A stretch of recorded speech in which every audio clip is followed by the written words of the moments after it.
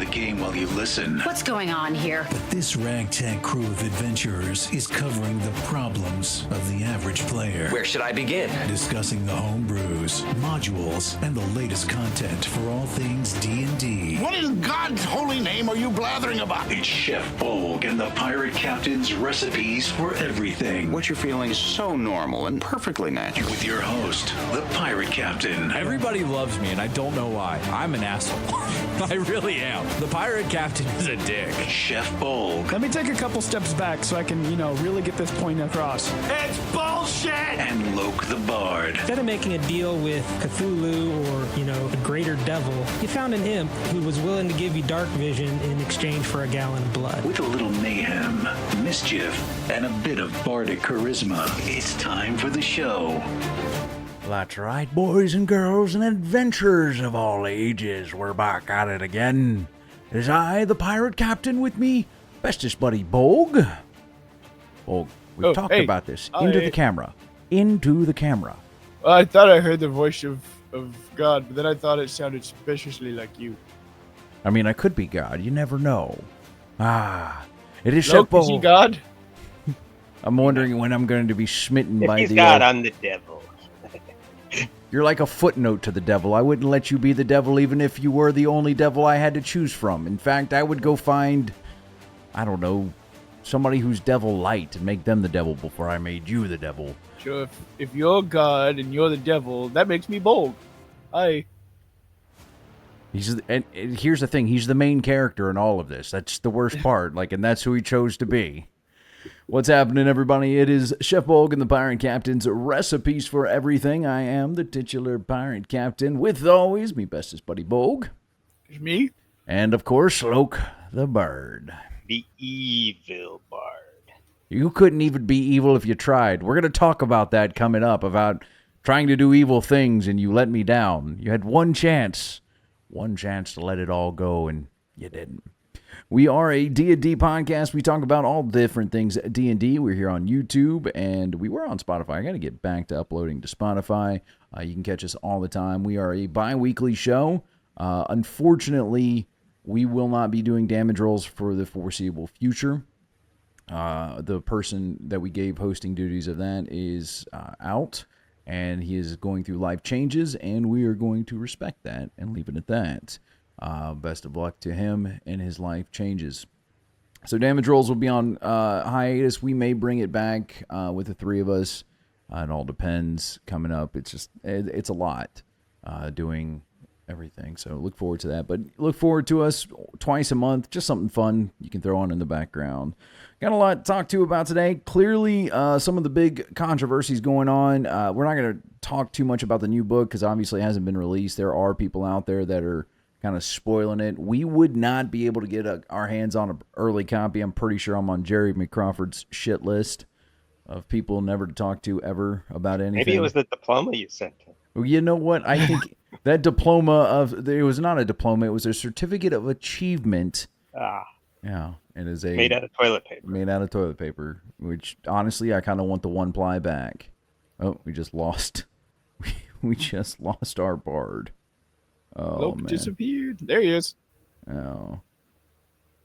Yeah, I love this. Oh. Wow. What? There we go. I can hear you. Yeah. Yeah, I can hear you.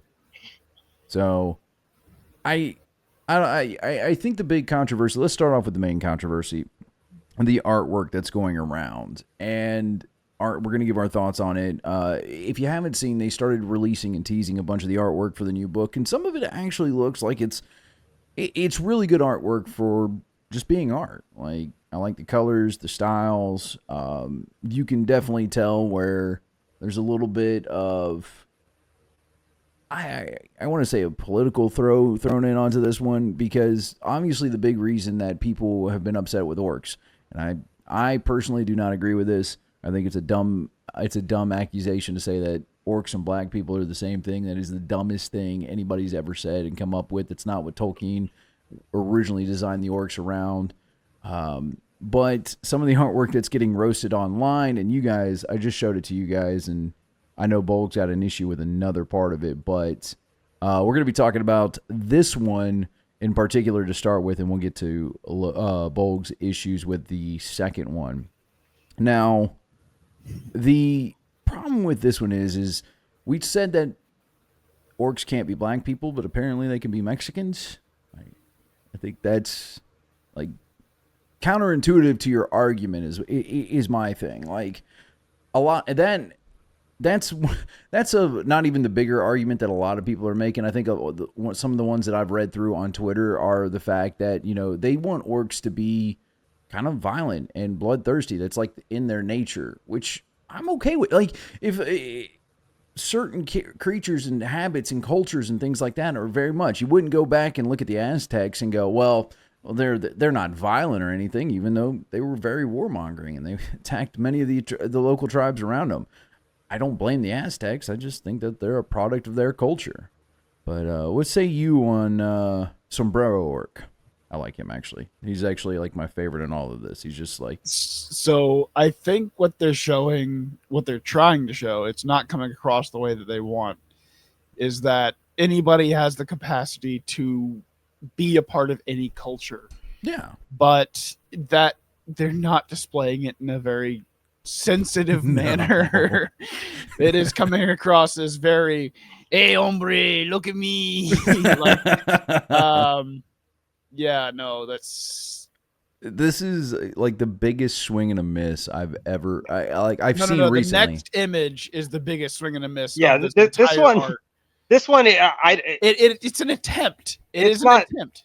I'm not offended by this one. This one is. I mean, it's not great. It's not the way I envision orcs, but whatever. You can have orcs however you want them in your campaign. But why not show? We'll get to the next one. I don't want to jump the gun on that one. But why not show orcs like doing what orcs are great at, like being fighters and warriors and stuff like that? Like there's always like you look through, and I think that's a different thing that we're going to see more and more of. They're trying to focus more on a slice of life style gameplay where the combat is not a third of the game, but maybe a quarter. Maybe even less, where they're going to slowly reduce the combat.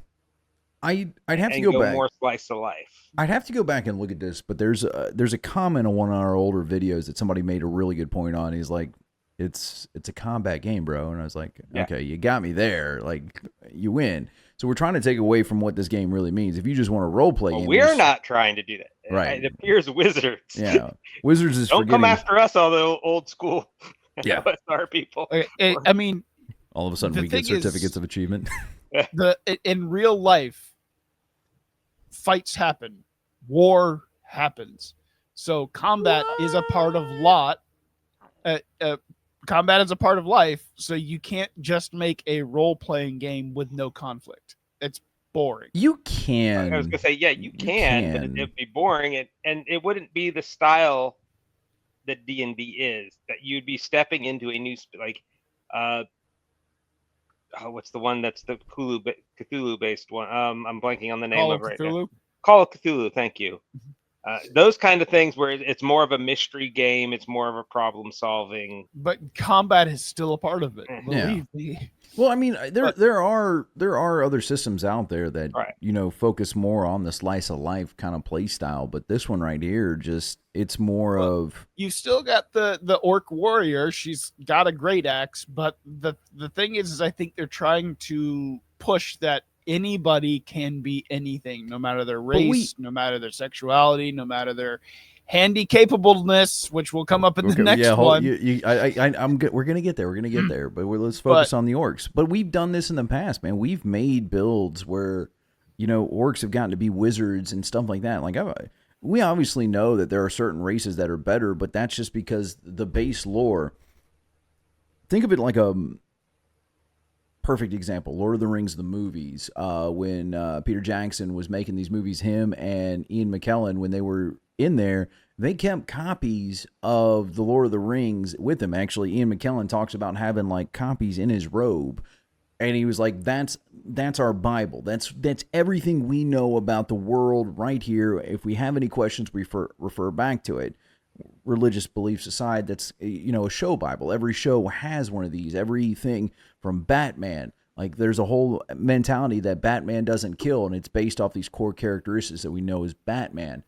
And D&D's Bible was essentially Lord of the Rings. That's where Gary Gygax got a lot of his inspiration from, was Tolkien's work. And so you're taking away what made each of these things character. Like, it's great to know that orcs are great blacksmiths and warriors because they are hardened by always having the world against them, and they've overcome great odds to do these things. And you're taking it to say, well, you know, an elf overcome great odds. And you're like, really? They tend to be kind of assholes. Like, not as big as dwarves. Dwarves are probably the biggest assholes, but, you know.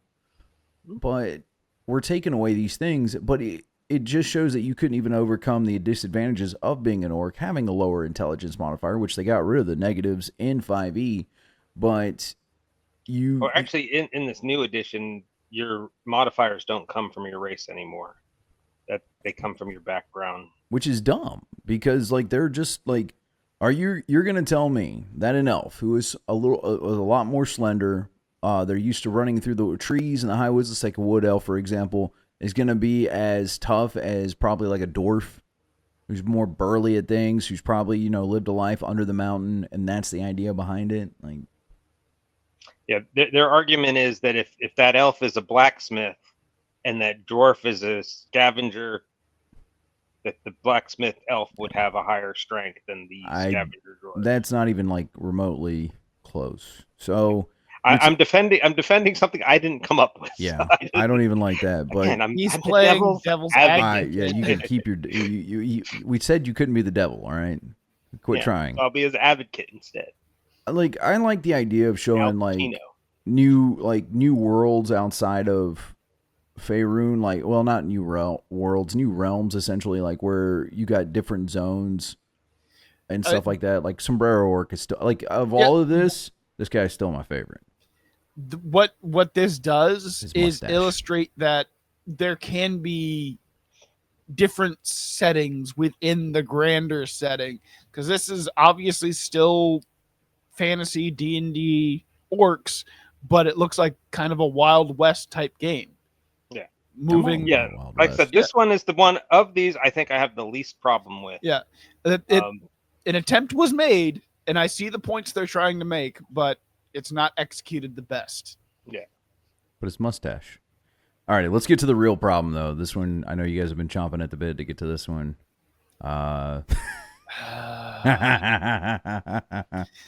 Stephen Hawking. I'm sorry. Every time I see it, it's like, hey, I want to play Stephen Hawking in a game. And I'm like, okay. Because you got it. Like, they even have his head tilt, like the Stephen Hawking head tilt a little bit. Like, it's funny. I get being inclusive. Yes. You want to have a character who has, you know, physical issues. Why would he be in a wheelchair in the dungeon? The Artificer has the mobility suit. Just imagine somebody like a goblin. He just walks up and he's like, you as a DM, you're like, all right, the goblin walks up and he sticks a brake lock in your spokes. Yeah. Yeah. In a world where Tenser's floating disc is a ritual spell, why would your dungeon diving chair have wheels? No. Go for it, Bolgg. Go for it. If I am an evil wizard, a lich, a dragon protecting their horde, and I know that there are handy-capable adventurers trying to make their way around, you will bet your ass I am not building anything that will allow them to get around easily. Oh, I'm absolutely I got you one. I'm absolutely allowing them, because then the local laws and ordinances will require them to build ramps to enter their dungeon. I'm evil. How did you defeat the evil lich? Actually, we sent the government after him. We made him install a ramp. We shot his funds to death. All right. Yeah. We sent the IRS. Spinning blade tramps were an ocean nightmare. Who was it? It was Batman the Animated Series. The Joker's like, I fight superheroes all day, but I'm not fighting the IRS. Yeah. I tell you what, you know who's actually the most evil person in all of this campaign? Isn't so much the evil lich. It's the final boss of this dungeon is going to be the cleric, and he gives him the ability to walk again. Yeah, he's just like, now you're normal like the rest of us. We have a game in which pretty much any ailment, any issue can be solved with magic. Why would anyone choose to continue to be in a wheelchair? We have a game where you can build suits to allow people to walk. Why would anybody choose but this is the most to be in a wheelchair? You know, this is the most handy-capable. When even if you can't cure them. Even if you can't cure them and you're not high enough level to get the whole full Iron Man suit. What? No, there's plenty of people out there that would be like, oh yeah, by the way, greater restoration. What is it, like 50 gold or for the lesser restoration? Maybe it's too expensive. Maybe this guy can't afford to be healed, can't afford the fancy Iron Man suit. I'm going to tell you afforded a wheelchair that has a lazy boy in it, and you couldn't be like, I could walk again. Or I could have the lazy boy wheelchair. This dude with his gold chain and coat and tails can't help. He's got a goddamn pistol too, man. Magic Initiate would allow him to cast Tensor's Floating Disc, regardless of what other class he is. Although he's got pistols, so he's an artificer. So there's really no excuse. But that's another story. And then Tensor's Floating Disc is a first level spell that can be cast as a ritual. Why would that chair? Why is he not in the Charles Xavier hover chair? And here is the real... I mean, if he's gonna, if for some reason, the story, whatever, it's a curse. It's not a disease, and he's got to find remove curse. Yeah, but that's a third level spell. That maybe he's not able to cast that yet. You know, I'm just saying I can't come up with the story why it would still be that way. But then but let's just say, for the sake of argument, there is a reason that he can't walk. Why would it be in a wheelchair? Is not the most effective way to crawl through a dungeon for that person who can't walk. I'm telling you, man. All you do is you get one smart goblin that goes, puts a bike lock in there, and he's completely screwed the rest of the game. How's he going up ladders? Two more main Tensor's Floating Disc. Yeah, that was one of my main points. I'm gonna lift my wheelchair. Yeah, but Tensor's Floating Disc could lift the chair without wheels, have it float in there like Charles Xavier does in the X-Men, and at least that would be, something genre. But then you still get that inclusive whatever that they're trying to go for here. Get it, Bolgg. Yeah, I got two more points. One of them is that exact point that I had a centaur on a boat. Do you know how hard it is to climb rigging with hooves? How hard is it to climb rigging with no working legs? No. How hard is it to swing ship to ship with no working legs? The other point is, how many times have you consciously decided to play a character with your own character flaws? Oh, all the time. I base a lot of my characters off of me. Oh, even then, yeah, I'm bald, so most of my characters are always bald. That's why I wear a hat. I tell you one that we're also missing too. We're talking about, and we just lost Bolgg, but the one we're talking about old Stephen Hawking here in a dungeon. Well, who we haven't actually talked about is Eye Patch Wonder over here. Either it's like, is she a pirate or is it, like, you have Volo's eye, you can get a hag to give you an eye, and that's just in BG3, let alone what else is out there. Like, and I'm cool if it's like, hey, look, she's actually a pirate, but I have a feeling that's not the case, because we're going to go back to the example Bolgg, Jay, because ain't no way we're putting Stephen Hawking on a boat over here. I'm sorry, man. But they really, like, the head tilt and everything looks like Stephen Hawking. Every handy capable person I have talked to about this has said, no, I play characters that can walk, that don't have my deformity, because I don't want to play my deformity because it's my everyday life. Yeah. Why do I want to be reminded about the things that I can't do? And I don't play, an office drone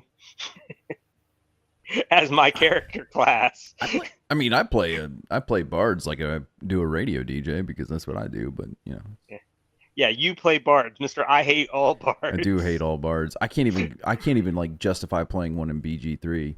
Yeah. Let's go to the next photo because these only give like that one's like the best because you're sitting there and you're like, wait a minute. Especially with Dapper fucking Dan there. I love Dapper Dan, man. He's got that Constantine vibe right there, man. Like, but that guy has the money to help his buddy out and go, man, you want a working pair of legs? He's like, screw you, bro. We ain't playing. Money ain't cheap. He's a rogue. He's mastermind rogue. That's why he's like that. This one I like. This is about the only one out of the 4 that I enjoy. Like, it's really good. It's just a bunch of people kind of hanging around. You got a couple girls getting ready to get a little freaky. It's like, all right, cool. You got elves of all different type. Like, I was under the impression that the drow pretty much hated all other elves and everything, but I guess they can hang out and I don't know. Well, that is the drow in the Forgotten Realms. I think that's, a lot of the cultural stuff. That's one of the problems I've always I'm glad to see they're stepping away from, is the player's handbook should be setting agnostic. It should work in all worlds, like your world, the Forgotten Realms world, Greyhawk world, whatever the world situation is, it should work in there. So for orcs and drows in your world may be farmers and bards. I mean, I'm fine. I'm fine with that. I just think it's kind of fun. I was pretty sure. I think that's more what this speaks to here. Is this is not a drawing from the Forgotten Realms. This is something from somewhere else. Well, I mean, in my defense to it, like, it goes back to that Bible thing. Like, you have characters that you have the basics of everything. So don't go away from the basics. Like, we can all look to it in your realm. Yes, you can just say, hey, the drow here are this. But if you go back to the basics, that everybody should be standards.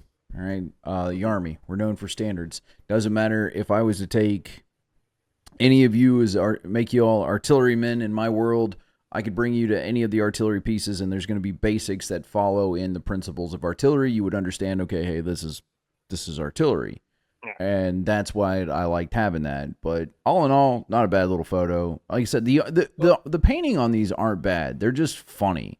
And it's more of the concept and not the actual artwork. Yeah. I like this one. That one's a good art. That one does the inclusivity correct because you've got 2 gay couples. There's I didn't even really care about that. And in the back, like, they're just living their lives. There's nothing, no agenda being pushed. It's there. Yeah. Oh yeah, we'll get to the agenda push. There if you look for it, but otherwise it's just I nice don't even care about that. Like, it's nice. Like, the whole setting agnostic thing boils down to, we were bringing it up actually in the last photo. Tensors floating disk. You have to remove tensors. It's just floating disk or magical floating disk or magical platform. Somebody I was listening to somewhere. Somebody was saying that they're trying to get rid of like Melf and all these other people, and like they're taking away their names from certain spells. Right. The reason they applied those is because they're the ones who made that spell and made it famous. Well, the real reason they do that is because those names are you can't copyright Magic Disc. Whereas Melf or Tensor's floating disc, all of a sudden, if somebody uses that in a non-D&D licensed thing, they have grounds. But now that a lot of that's in the Creative Commons, they don't need to do that as much anymore, so they're backing away from it. No. Let's we'll get to my least favorite of all of these, and it's the dwarfs. Bro, look how they massacred my boys. Man bun, baking. Like, I'm fine with dwarves that want to bake, but like, Yeah, this goes back to the problem I have with the first one. This is more of a slice of life, non-adventure role-playing game. If you want to role play as a couple of dwarves who own a bakery instead of going out and adventuring, I guess you can do that in D&D. I will say there is an excellent book by Travis Baldry called Legends and Lattes, and it is a slice of life type D&D book. It's quite good. But would that book work as at the gaming table? It would not. No. Yeah. It's hard to, because we've talked about this in the past about making an MMO. I know me and Locab, where you make an MMO where you can either be somebody that goes out and does dungeons and things like that. You can be the adventurer, or you could be like a shopkeep, or you could be a crafter, like something like that. And you have these, think of like Sword Art Online, how not everybody was going out to like delve dungeons. Some of them were like, I'm just going to be a crafter because that's what I like. Yeah. But it's hard to make that kind of adventure because some people are like, if half your table wants to go out and adventure, or even let's not even say half your table wants to go out and adventure. Let's say just part of your table wants to go out and adventure, or everybody at your table wants to be a crafter. Like, how are you dealing with the economy of all that? If you got one that's a potion maker, one that's a blacksmith, one that's a baker and stuff like that, there's not a whole lot of reason to interact. And it's like, what do you want to do? Well, I want to make my shop the best it can be. And basically at that point, you're sitting around a table pretending to be a person. Yeah, you might as well just be playing Sims. Yeah. Yeah. I was going to say the rules don't exist right now to allow. I mean, you could write an expansion book that would give that some kind of like how to be a shopkeep in somebody else's world, but breaking down the persuasion, all of those down into base components, so that you're actually where you're competing for. You're competing for the same. Joe Schmo has 3 gold to spend. Is he going to spend it at your potion shop, or is he going to spend it at the bakery, or is he? Yeah. And it becomes a competition for who makes the better gold persuasion rather roll, than. They are trying to make it very apparent that these are the standard dwarves. You've got a dwarven style art style here, but there's also back here on the table a guy chipping away at a hammer, making it look nice. That's that old man. Is like, back in my day, we used to build cities inside mountains. Now we're baking scones. And damn, do I like these scones. Now we haven't seen the new player. Maybe there's a whole section in the new player's handbook, how to live as a crafter and never go on adventures. But even then, like you're just like we're saying, you're just role playing. You might as well be playing Sims. Or you might as well just be on a role playing server, doing the old posting your interactions. Yeah, which actually I wouldn't mind, like a Sims version of like D&D where you could just kind of like be a blacksmith. Like I'm fine. That'd be cool. Then you heard it, EA. Yeah. You heard it, Wizards. Get together, make the Sims D&D crossover. Which I think there was one being made. Medieval. Not back medieval, in the day. But not like this. Like where you take the characteristics of these guys. And maybe your job's. I think there is one coming. I think there is it's not Sims like, it's more like Stardew Valley, but I think it's coming. Yeah, I'd be all about it. Yeah, and like I said, if D&D has added the stuff into the game to capture that type of gameplay, or to allow that type of gameplay, some of those arts make more sense. I don't believe they've added any of that. So that art does not make any kind of logical sense to be included in the new player's handbook. Right.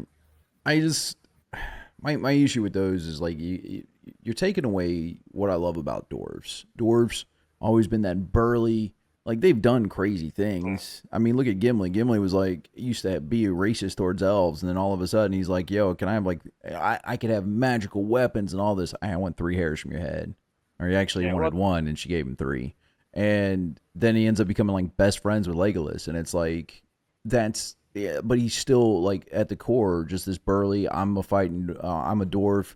The mind's a Moria. All these things that are so important. They've been slowly erasing the species, race, identities, every issue. Like back in second edition, for example, dwarves could not use arcane magic at all. That was not. They were physically, magically, whatever it was, incapable of ever becoming wizards, sorcerers. They couldn't become bards because bards also use arcane. Yeah. Well, in the nature nurture argument, they are definitely now going to nurture as being the driving force behind every race. And while I understand that, there are still ingrained things that each race is known for and has been known for forever. Yeah. And time doesn't easily erase those things. No. It takes a very long time for that to happen. That's where I like that they've gone to the calling it species instead of race to get rid of the connotation that that this is just something that's only skin deep, because a cat is not a dog. They are very different animals, and so an orc is not an elf. But I mean, a race it should be the same way. Your race is like the species and race essentially are the same. Like that's why I like the way they've changed the name, because when people in the modern world hear the word race, they don't think that the difference between an orc and an elf or an orc and a human. They think skin deep race difference of the modern real world, so I like that change. But that change should also allow them to give those actual racial differences of an orc being stronger, an elf being more dexterous, but they're taking that away too, which doesn't make sense. You're taking away what makes these classes unique, or these races unique, and that's a problem. And their arguments are for such outlier things. Like, it really is. Well, if we'll go back to that argument you were saying, you have a dwarf that's a scavenger and a rogue that's a blacksmith. So you're saying 1 out of like 1,000. Okay, like even then, that's still 1 out of 1,000. But you got to make a whole shift for this one person versus like the generics. You can go to Baldur's Gate 3 right now and create a fighter, and it's gonna, like, granted they've taken away the plus stats, which I really wish they would have left those in there for BG3, of leaving like the racial stats in there, like having orcs that are a little bit stronger, dwarves that are a little bit like dwarves already get tough, essentially, like you can double down on tough, but the idea still behind it is but you're taking away what makes them unique. And it's aggravating. It really is. But Speaking of BG3, why you should never play with Loke the Bard. First off, you can't hit anything to save your life. The RNG, and people at my table know the dice are a lot of times the same way with me. I rolled a lot of twos. I rolled 4 attacks as a monk last night. 3 of them in this one round. 3 of them were below 3. 3 out of my 4 attacks were below 3. So it's not just the computer RNG, but the Baldur's Gate RNG really hates me. My average to hit percentage was at 70% for almost every move I'd make, and I would still miss. I don't mind you missing near as much, because like even in the early levels, you start not hitting a lot. Like my solo campaign that I'm playing right now, where I'm a fighter, actually probably one of my favorite classes I've played in BG3 was the fighter for some reason. The battle master, I didn't realize I'd have so much fun with the battle master, like just disarming people half the battle. Like it's like, oh, now you just got to punch me, because for some reason, and this needs to maybe it's in a different mode, they just never go back and pick up their weapons. So they just leave them on the ground, and they're just like, all right, I guess I'm going to... But I hit constantly. Like, I have so many... I have like a 90% hit chance on everything, but I got a high strength modifier and everything. So maybe that just comes with time. We gave you the charisma modifier, or the charisma bonus. We made the hag give us the... Yeah, my character's a warlock. I got the hag charisma increasing thing, and I've got the staff that improves my charisma. I got everything we can do to make my charisma better, and it started as high as I could make it. Yep. And I'm still missing every shot. But that's not the real reason why you shouldn't play with Bolgg the Bard. Because imagine we're setting up a nice bank robbery, the three of us. No. Setting up would mean you would have told somebody you're going to rob. I gave you the subtle hint of, he's like, hey, did you steal something? No. You didn't give me the subtle hint. The person you robbed came up to me and said, hey, you stole something. Give it back. And, well, I didn't steal anything. So here, take whatever you want. I didn't steal nothing. Yeah. No, you should have, like, you didn't even try to, like, hey, wait, like, I didn't. It wasn't me. You're like, oh, no, here, take back whatever I don't have, not knowing, and this is actually a failure on BG3. If you're playing the game with somebody else and they admit to not stealing anything and they come back and they're like, oh, yeah, it wasn't me, but you can have this random stolen items that I don't actually have in my inventory because everybody's inventory is linked, which is now I'm starting to see a problem with. Yeah, ended up giving back all the stuff that I stole, and I was like, man, I really should kill this guy now. And I didn't want to kill him. I was like, I just want the dagger because it's a fun little dagger. And we're waiting for Bolgg to come back. But it's insane, like, that they would do that. So like I said, sometimes get the hint that I was like, hey, bud, probably. But also you got to remember this. I've been going through, and I control Shadowheart in our party as our healer, and half the time, instead of going up the stairs, I wind up talking to her when I had no intention of talking to her. So it was completely possible that I had picked up some random piece of nothing, and then this guy was approaching, because he approached me. He didn't approach you about the theft. So it was completely possible that I had accidentally picked up some empty bottle and was about to be attacked for. You didn't even, like, try to do the warlock thing of being like, nah, bro, it wasn't me. No, you were like, nah, I'm just going to hand over all these stolen goods that somebody worked so hard to steal. Like, what is with that? You're like, you're the worst counterpart in all of this. Like, you're just like, hey, man, just vouch for me. It doesn't matter what it is. Like, just for the sake of this, just be like, hey, I don't have any stolen items. Yeah, well, I was in a separate room from you, so I didn't see what you were doing. A random NPC comes up to me and says, oh, you stole something, give it back. I figured I accidentally picked up some scrap junk that was worthless. Says, here, take it back. I didn't take nothing intentionally. Not realizing the linked inventory would give him every single thing you'd stolen through the whole building. And now I have to murder that guy later because I want that dagger still. Not that I really need it. I'm playing a druid in this one.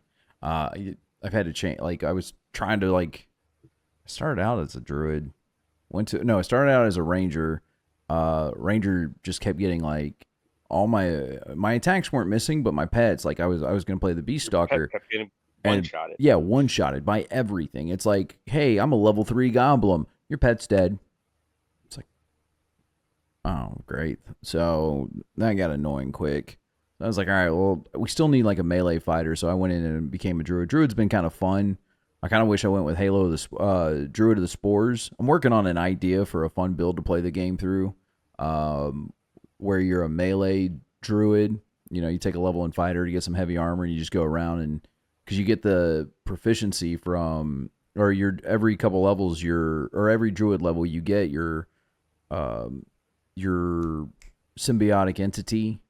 It increases your health, so you end up having, like, a lot of temporary hit points down the line. And just something, like, you get a reaction, too, to, like, do poison damage every round. Not a bonus action, not a full action, a reaction. And the damage is, it's kind of meager, but you kill somebody with it, then you get an army of an undead. And it's a lot of fun. And that's so it's an idea I'm working on, but... Yeah, and that's both one of the best selling points of the game, and, here... A year later, the reason I still haven't beat it the first time, because I'll get about to the end of the first act, and I'll be like, you know what? I don't want to play in Warlock anymore. Now I'm going to go back and start over as a monk. So, what do you consider the first act in the game? All right. I assume that it's when the act chapter changes. I haven't got there, so I don't know. Okay, so the end of the act is actually getting into the shadow zone. Yeah. All right, cool. Because we're doing everything. Like we're going in, we're gonna go fight the Adamantian Forge. One of my favorite boss fights in a video game is that one. I actually just got the achievement on PlayStation, killing him without using the hammer, without dropping the hammer on him. That was actually quite hard. He kept freaking resisting my my ability to keep him slow, and eventually I finally got him. But I actually got that on accident on my first playthrough because I didn't realize you could do that. So I beat the hell out of him. That was all I did. We figured it out. Me and Mr. Producer on our playthrough, we figured it out by accident because we died to him at first, couldn't figure out why. And this is like right as the game had just come out, and so nobody knew a whole lot. Like there wasn't guides. So then we come back, and I was like, "Well, what about dropping the hammer on him?" Like, because everything in the game is environmental. Like everything can be used almost for something. One of the favorite builds is a Barrelmancer. Yeah, so there you go, and you can everything can be used, and you essentially we're like, well, what if we drop the hammer on him, and it did like a quarter of his health? We're like, holy crap, why are we trying to fight this guy the hard way? And then I wanted to get the achievement of beating his ass without doing that. So last thing on the ticket for the day, I do want to talk about these new character sheets. Now people are kind of upset about them. I think they're nice. Let me show them to you guys real quick, and that way you guys can see it. Have these been confirmed? I believe so. And even if they're not, I think they're actually really kind of cool. Because I think these are fake. Even if they're fake, I actually like them. I think that. Yeah. Oh, I don't normally use the standard character sheet anyway. If I'm going to use the paper sheet, I use the custom ones that they were on the DMs Guild at one time. I don't know where you can find them now. They were a different character sheet for each class because it would have the stuff that was important for the class you were playing. Yeah. So those were very nice. But the reason I think these are fake, if you look closely in the proficiency sections for each of these, there is no way to mark whether that proficiency is expertise. I mean, I usually just put it like a star next to mine. Yeah, I don't think the Wizards' official new ones for this new great edition they're going to come out with, I don't think they would make that mistake. I would think they would. At this point in the game. I think they would. Yeah.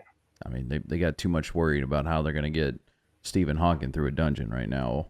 But this one, I like this one. A lot of people from the article I was reading, they were telling that people don't like the fact, like the biggest complaint that people have is the fact that the proficiencies are, instead of in one giant block over the side, that they actually now match up with their modifier. So obviously like Arcana with intelligence, animal handling with wisdom, charisma and deception, and that's I actually kind of like that. You kind of like boils everything together, and you just put a dot if you're proficient in it, and then like if you need expertise, just put an E. But you could put an E right there in that blank spot. Well, because you already know the number. You already know your modifier, your score right there. So that would be your modifier. But it's going to be your modifier plus your proficiency if your proficiency's up here. Yeah. So at the top, that blank there is to give you so you don't have to do the math. So you do the math. I mean, you would. You put it there. I never did that anyway because you'd end up erasing every time every few levels or so. So to me, it was not worth it. The sheets I normally use already broke it up this way, so it's not something I would, like I said, I used alternative sheets. I got the whole set from I want to say they were on the DMs Guild when I got them. This was back when we first started playing DnD. That was one of the first things I got, because since then I now use an app. I don't actually use paper sheets anymore. And the app breaks it down the same way. Yeah. Yeah. So I'm not understanding people's like. everybody's going to argue that they like the old thing better. I mean, we do it all the time, but our old thing is actually reasonable. But this isn't a bad sheet at all. Like having your class feats right here, racial traits right here, your regular feats. Like it actually breaks it up so you're not trying to put everything in a box. I like the weapons. You can somewhat see on the backside breaking out your spells and things like that, which is kind of nice. I do like that there's the magic item attunement down here to try and keep people honest. Yeah, because nobody's ever lied about their magical attunement. Heroic inspiration. This could be 3 or 4. I could deal with adding more to that. But all in all, it's not a bad sheet. And like trying to pick apart the real reasons why things suck. Like if your biggest argument, and this is just one article's argument on it. If your biggest argument is, well, they don't actually have all the stuff's not in one little centered location, that's kind of a terrible argument. Like that's you just nitpicky. Back in the day, you didn't get printed character sheets. You used a piece of notebook paper, and you basically laid it out on your own. So quit your bitching, youngins. I think get off my lawn. I was all right there, Clint Eastwood. You could deal without the appearance block. Most people either go find a photo of themselves. Hit points, not bad. Like all in all, my issue is I don't like having the death saves and stuff because that's like erasing and marking again and erasing and marking again and erasing and marking again. But like here on the spell slot page, you could put like a mark for how many of those you have available to you. So as you're a wizard and you're going up, you're like, oh, well, I know I have access to this many spells or that many spells. So you kind of like, you add one for every spell level you can cast. But outside of that, I think the sheet's just fine. I think that people are, the one time that I don't want to, and it's probably just a bad article that people are trying to write and stuff about. Like, I don't know. Yeah. I don't. And like I said, my only complaint about that is that most of the sheets would have 2 dots, one for proficiency and one for expertise, which is an easy fix. It's an easy fix. Okay. I mean, just or you have the square block that with a line through it, and you half fill it. Yeah. On one side of the line, and fully fill it when you have expertise. But like I said, I don't think the official one, with as much time and effort and editing as they should be spending, I don't think the official ones would miss expertise, especially since a lot more classes, I believe, are going to get expertise. Because the way they're calling 1/3 of the classes the experts classes. They're so all Ranger over, rogue.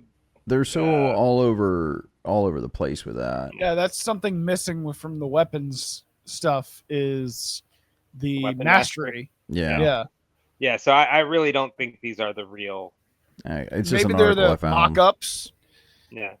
But I don't think they're the final version. No. Yeah, I think somebody's trolling. I'm fine. But like I thought it was a good separation part. I have that. There's no issues with that separation part. Yeah. That's a dumb argument on whoever's making that article. Oh, you guys want to talk about the fighter changes that are coming?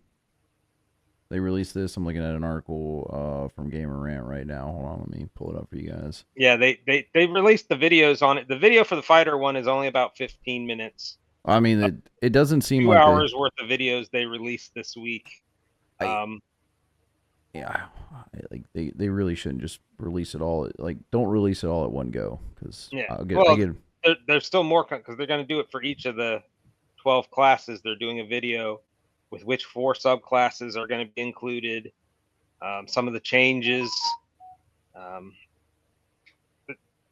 The fighter changes aren't very large, other than the fact that in the player's handbook you will have 4 fighter subclasses. Except for the one that I want. Yeah, you're going to have Battle Master, Eldritch Knight, the Psy Warrior, and the Champion Fighter are the 4 that will be included according to their video. So here are a according to Gamer Rant, these are the changes to them. Minor tweaks. You are now classified as feats. I don't really know what minor tweaks was, but well, because your fighting style, instead of being specifically something that only the fighter can get. Oh, I mean the Rangers got them. Fighter, yeah, the fighter. Well, yeah, but they got a selection of which ones. You get a fighting style. There's a feat that is the fighting, like unarmed fighting style, 2-weapon style, whatever it is. Now is a type of feat. And so I guess if the Ranger wants to pick up the great weapon fighter fighting style, the Ranger can now. So imagine being good at something and just being told that somebody else is better at it. Second Wind, I do like this. More uses at higher levels. I like the use on a short rest for like 1 heal that can range from very low to very, like that one should kind of like be based on your con modifier too. So you kind of like con and proficiency. I think that having a second wind should kind of like be based off like a con to kind of like help you out because it's based off your die. Where it is right now, you can just have like a really shitty roll and it makes your second wind useless. So I'd like to see a change to that. Granted, it's too late now. Maybe I'll just change it in whatever game I play in. Weapon mastery, great concept. I really like of all the things that's coming in 2024's D&D 6e.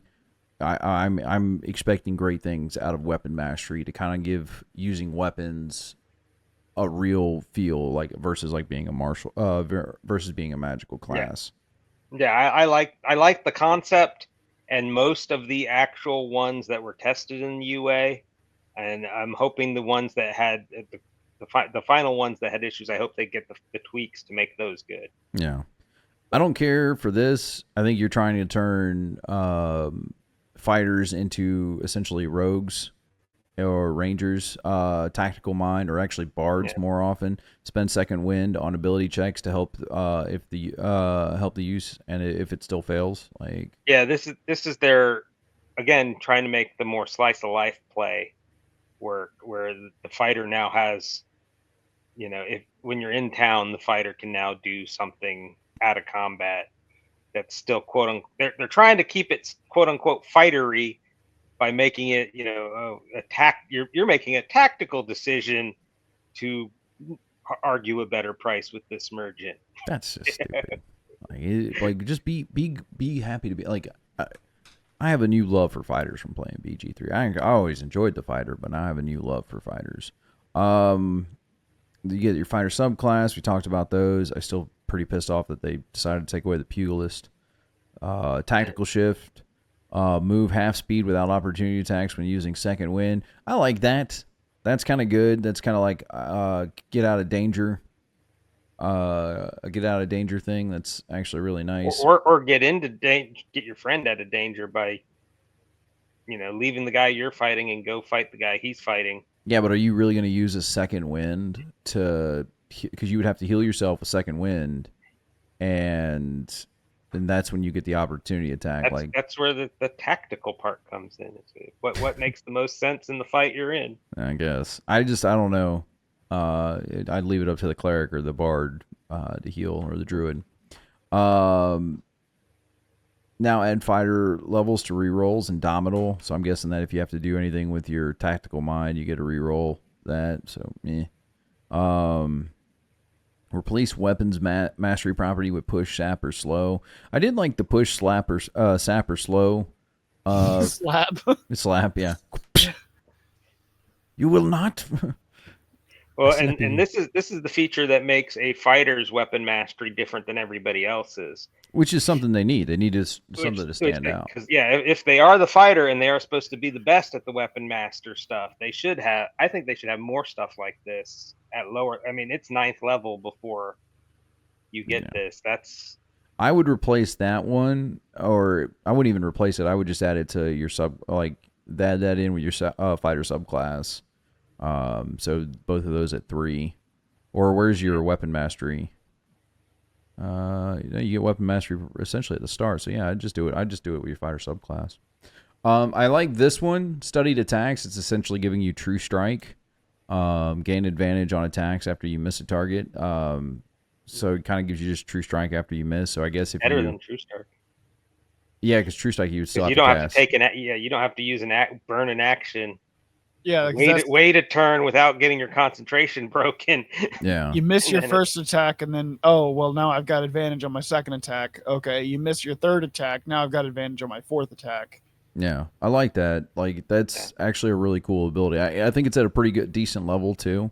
And it makes sense thematically. Yeah, and then 19, you choose an epic boon feat, which So all in all, fighter not bad for what they're going to try and do with it. I've been trying to find a group here in Richmond, Indiana, where I'm at to play with, because I definitely would. I want to try this out. I want to give it a shot, but it's going to have to be where we're all either doing this version or the old version, and I'd like to get people to do this version. And that's one of the things in the video. They've kind of stepped back a little bit, where they're like, yes, you can have everybody at the table, where you have somebody sitting at the table who's playing a fighter or something from the old version, but the DM would need to use the rules from the new version because it blah blah blah blah. Yeah. So they're stepped back from some of the stuff that, it's like, okay, if you're a great weapon master at a table where anybody is playing the new 2024 version, regardless of where your class came from, you're getting the great weapon master from the 2024 version. You're not getting the one from the 2014 anymore. Right. So, but all in all, we've said from the beginning that was the way it's going to have to be, because it won't work to use both together. Yeah. Well, it's been a pretty good show. Appreciate everybody's hung out with us.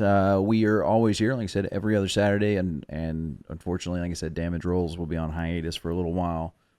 We will be, as soon as we can get that back. I know there's actually people who enjoy more nerd culture and all the different stuff that we talk about, like a lot of our off-screen talks are. Make sure you catch us every other Sunday, Saturday or Sunday. It just happened to be on Sunday this time, so would like to get back to being on Saturday. Follow us on all our socials, Bolgg and PC. You can email us, bolgandpc@gmail.com. It's also our Twitter handle, on Facebook, everywhere else. With that being said, say goodbye, Bolgg. Goodbye, Bolgg. Goodbye, Bolgg. Always looking for God. Say goodbye, Loke. So yeah. Have a good one, folks. Yeah, sorry, messed that one up. Happy adventures. Yeah. You've been listening to Chef Bolgg and the Pirate Captain's Recipes for Everything, featuring Loke the Bard. Like, follow, subscribe, and share this podcast. You can also find them on Facebook, Twitter, and YouTube. Just search for Chef Bolgg and the Pirate Captain's Recipes for Everything. Questions, comments, and mutiny requests can be sent to bolgandpc@gmail.com. And as always, happy adventures.